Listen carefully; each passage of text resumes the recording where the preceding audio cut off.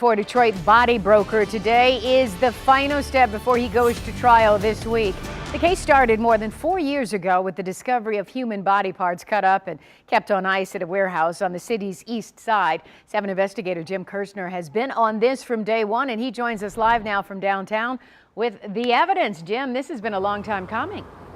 Yeah, Carolyn, and this business operated for years right under the noses of the feds and state officials. It's only loosely regulated, and get this, they only discovered this when some human body parts became a bloody mess during shipping.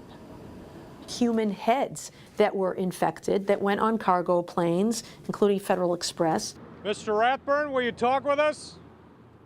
What do you have to hide, sir? Hiding inside Art Rathburn's shabby warehouse, federal and state investigators would find human body parts of 1,000 different people. Heads, arms, legs cut up with a chainsaw and sold or rented around the world for doctors and dentists to practice procedures. Some were diseased with hepatitis and HIV. Makes your stomach jump.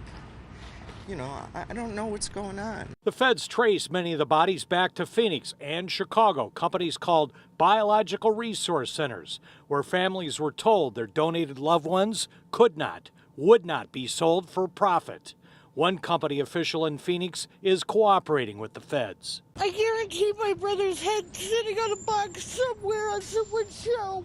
Oh my God. The feds would charge Arthur and Beth Rathburn of Grosse Pointe Park with fraud, lying to investigators, and transportation of hazardous materials. 20 years in prison.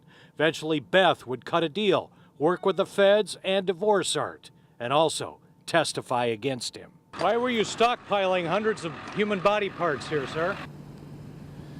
Art Rathburn's been locked up almost 2 years since he's been charged. His trial gets underway here downtown on Thursday with jury selection. Carolyn, Stephen?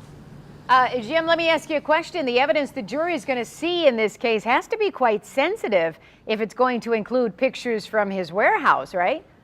Yeah, that's going to be pretty gruesome. The judge will have to decide the admissibility of those for the jury to see. Are they too much? And also 3 confessions that Rathburn gave to fellow inmates while he was locked up. Of course, his defense attorney wants those tossed out. We'll see. Yeah, we know you're going to be on it until the end, as always. Thank you so much, Jim, for the live report.